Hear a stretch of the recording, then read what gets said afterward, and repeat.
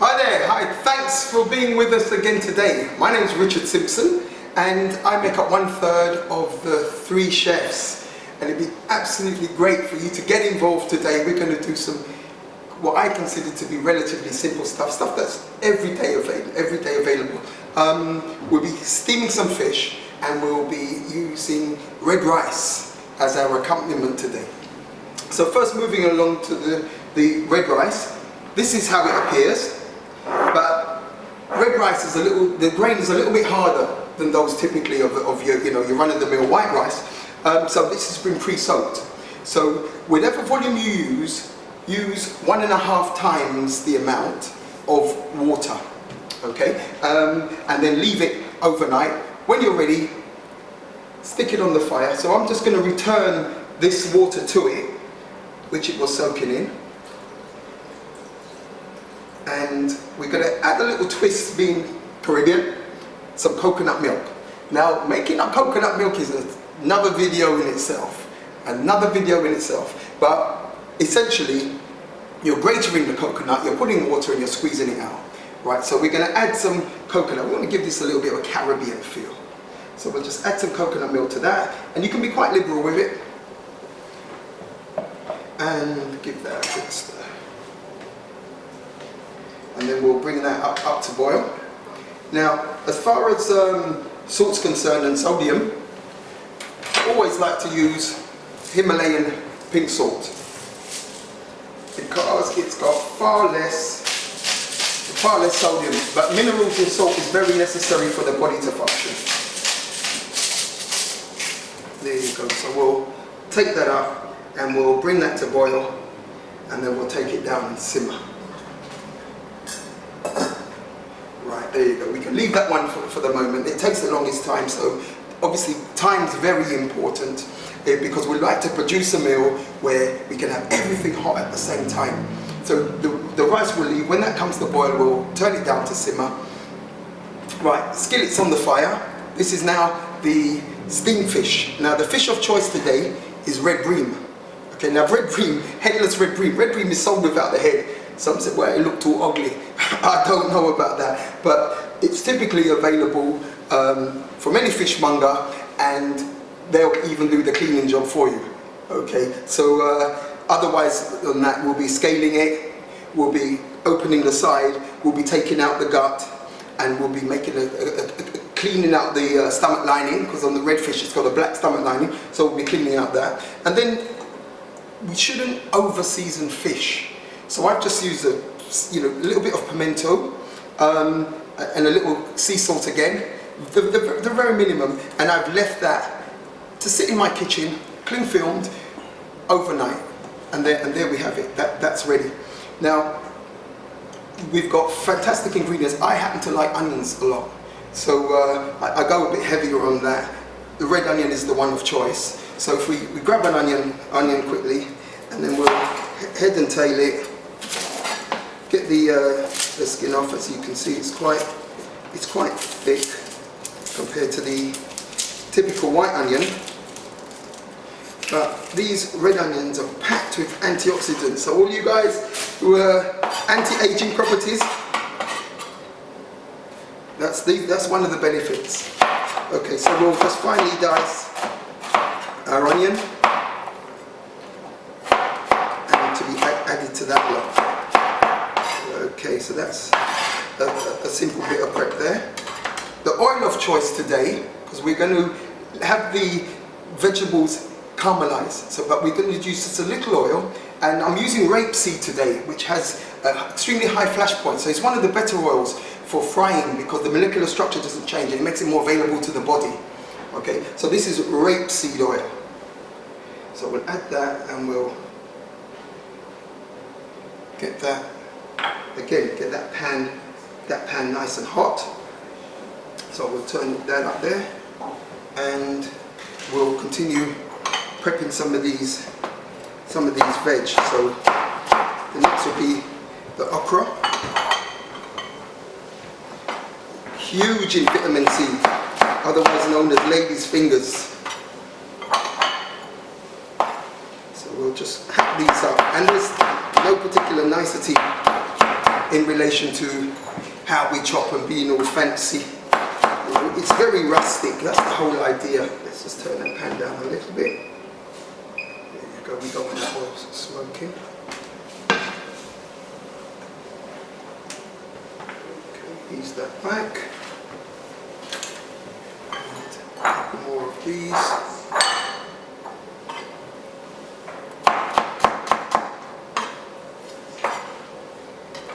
Okay, lovely. We've prepped our onion, or some of it. St. Christophine, otherwise the Jamaicans call it chocho. Exceptionally good again. I'll just finish off the peeling, just to demonstrate that a simple peeler and the skin comes off really, really easy. And a particular benefit of these are pregnant women. Cell division, follicate, packed with follicate. So pregnant women, remember your chocho, and it can be eaten raw, like any vegetable. It can be eaten raw. So we'll place this back, place our okra back in here. That's it.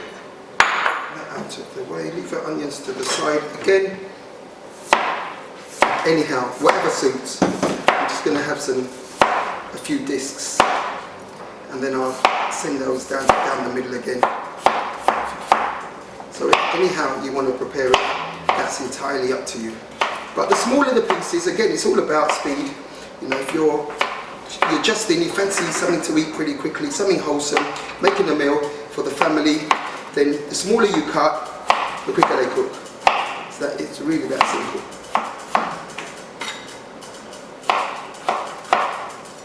Okay, so we can leave that to one side. In fact, let's put that back in here. And then I can hear our red rice coming to the boil in the background there, so we'll just take that down now. Yeah, okay, just to a simmer, and give that a quick stir. There you go. That's lovely. Right, beautiful, beautiful. Right, so now we simply get our veg in the pan. Let's get some carrots. Again, no particular fashion, just rustically chop it. Mind your fingers. Get a couple of carrots in there.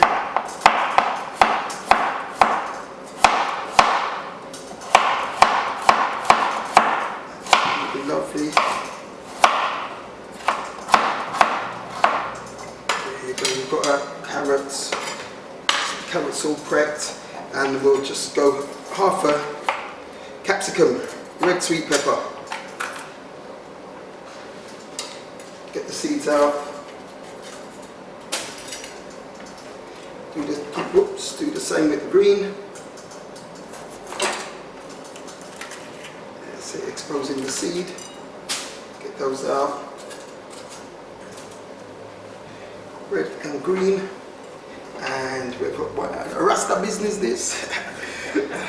Red, gold and green, and don't forget the colours are so important because each colour has a particular vitamin, and everything here is packed with antioxidants, flavonoids, which my colleague will speak about later, everything to do with anti-aging, antioxidants, anti-inflammatory, loads of vitamin K, just like the alcohol. That's a coagulant, causes the blood to thicken, looks after the blood, helps control blood sugars. Everything from the soil has a purpose. There you go, and we'll just hack those up anyhow. As I said, our pan's lovely and hot, so we'll get the vegetables to the pan. So we'll heat that up again. Really hot there you go. And then we'll get our vegetables in. And you can hear that sizzling. And the reason why we start off with a little oil, particularly the rapeseed oil this morning, because it's very low in cholesterol. Extremely low in cholesterol. And this process will caramelize. It will bring out the sugars in the vegetables. That's why we do it. Obviously breaking down some of the fibers as well, which makes it easier for us to digest. That's the whole point of cooking. Otherwise we'll be chewing one item for an hour. There we go. So we're going to just keep turning this. Really high heat.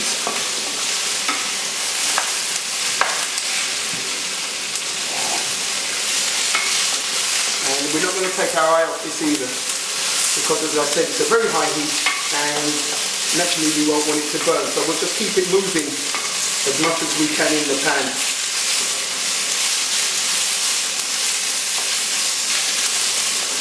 Okay, so what I'm going to do is add a little of the chow chow now, but we'll save some of those for later because it has a bit of a bite, and that will help the texture. So we'll be varying the textures as well. So we'll just take that down slightly. So as we're just waiting to break all these down, as I said, keep it moving, nice and hot pan. So essentially what we're going to be doing here is making a base for the fish to sit in. That's it. So we'll be introducing some spread, which is olive oil. There's no animal in this at all, obviously, except the fish ultimately. So if you're pescatarian, there's no issues there. And again, there's no absolute way of doing everything. You use what you fancy. Simple as that. There's nothing called a mistake. Everything is a learning process. Jamaican even says spoil next style. So you might do something, it might go wrong, but hey, you've just discovered something. And it becomes a family heirloom. We love those. That's why Mickey I'll show you too much. Alright, so as we're watching this, we're keeping this going. We're breaking down everything. And at this stage, for the same reason, I'm holding the okra back to put in essentially the sauce, because of that texture again. And you'll get a little bit more of the slime if you don't fry it off too early. Some people really dislike it, others love it. I'm one of those who think you can't have steamed fish without okra and some of the slime.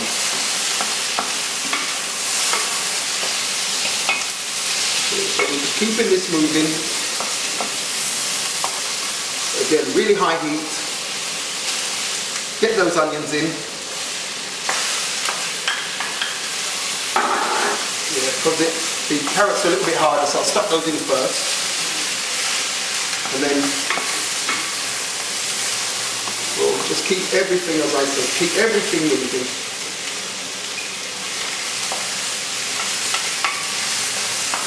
Keep it going, keep breaking it down.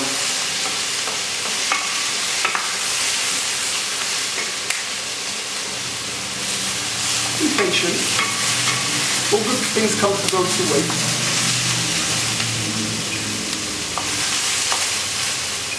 That's it, just taking that heat down slightly. So as this is going, we're using our senses, we're smelling, we're watching, and obviously we don't want anything to burn, so if you're a little less active, a little less confident around the pan, then you slow things down, get into a pace where you're comfortable with.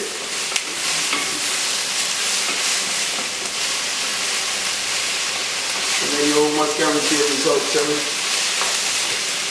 you'll be able to see these onions are breaking down quite nicely. The edges of them are slightly caught up, they're starting to change colour.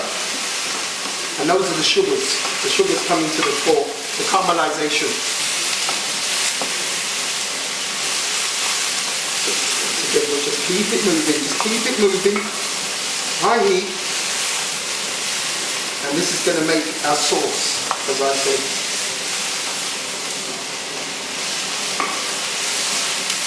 Breaking everything down. So we'll put a couple of our okra in at this stage. It was equivalent to a couple of butter sliced up. And once again, it's, you know, if we're after something with a bit of bite, now al dente, or if you're Jamaican, it's a chowy, same difference. Right, so if you want it chowy, a little bit bright, you don't want it poto, soft and squidgy. No. You want to feel it that we can bite into something. We don't want it poto.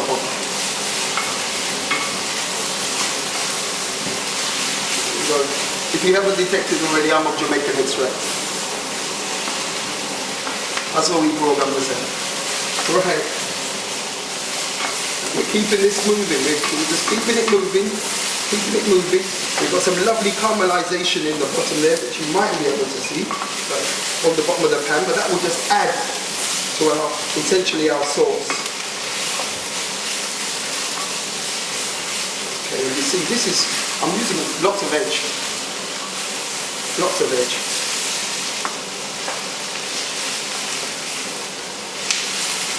I just love the one pan, one pot style.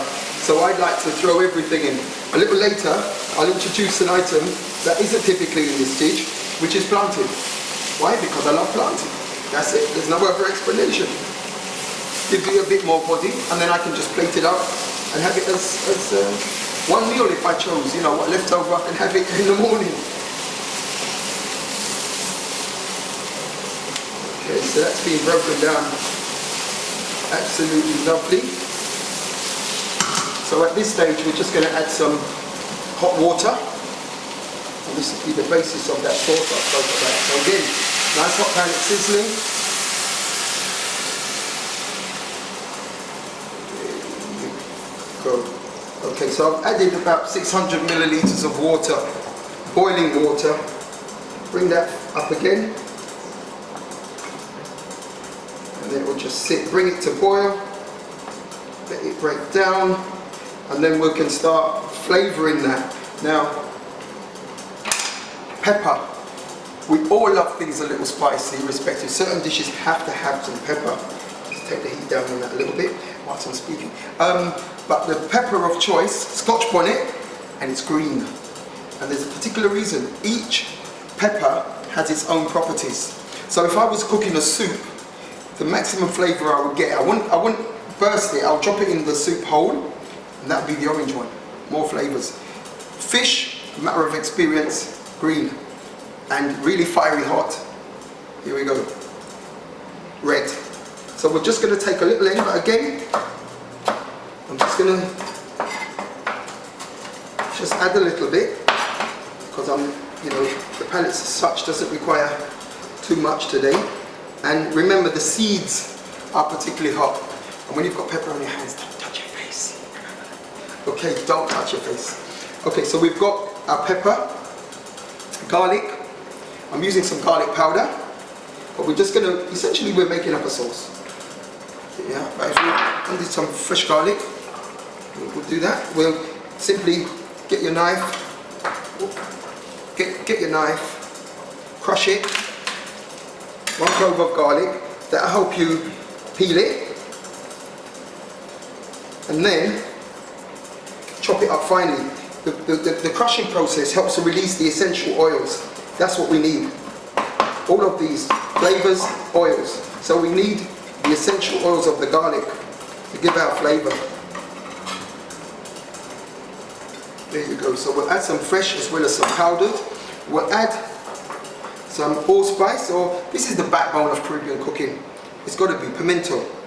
And all of these again, available locally. In your typical high street nowadays, all your Asian shops will have some pimento, the backbone of Jamaican cooking. Some vegetable stock. Add the vegetable stock. We're developing our sauce. But we don't want it to thicken up, because we need the liquid to steam our fish. And remember, we don't need lots of liquid because we're steaming, right? We're not boiling, we're steaming the fish. So it's going to maintain as much of the flavour as it possibly can, and it's not going to go out into that liquid too much. And And then we'll take some tomato puree.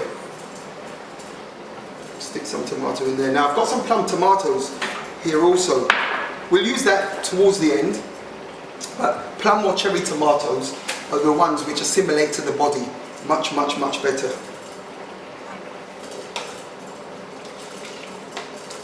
And that tomato will give it a little bit more of a red colour as well. Okay, and that's helping our sauce along again. Final ingredient again. This is now olive oil. This is an olive oil spread. I didn't use olive oil to fry. Again, olive oil, like coconut, is better used at lower temperatures. The molecular structure is intact. If you're going to fry, use rapeseed, use grapeseed, use avocado oil. So we're going to stick some of this spread in here, and that's olive oil spread. And that's all that's doing is just giving a richness to our sauce. So as you can see, we've spent so much time in preparing that sauce, but like all things, what you prepare is the flavour you're going to get ultimately. So we make our sauce correct, sprinkle of black pepper, which is again crucial to steamed fish. Now, cayenne pepper, again, better for the body. I'm going to stick a little bit in there, not for heat, yes, but these ones are, again, the properties that assist the body that much more. I can smell that coming. I wish you were able to smell this. Absolutely lovely. So our sauce is coming together there, and we're going to add a little bit more of our olive oil spread. And there you go, the sauce is really taking shape now. Now if you were producing other dishes like a roux, you would then add some flour to really give it some body. But again, as I said, we need it liquid, we need it flavoursome, and what we should always be doing is tasting our pot.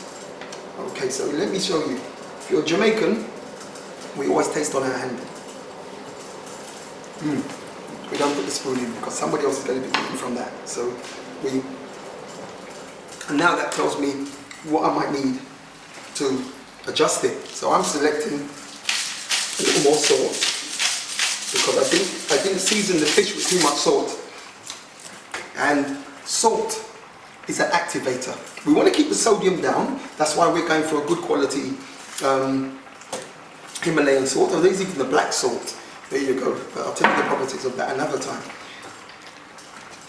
So, yeah, because without the salt, there's no activation.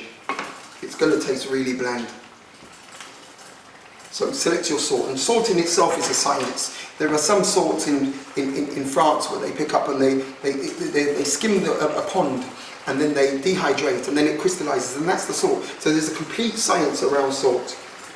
So I'm just going to lower the heat a little bit, and that's still bubbling away. And then I'm going to take our fish. So again, as I said, this is red fish, right here, and we'll just place these in our sauce.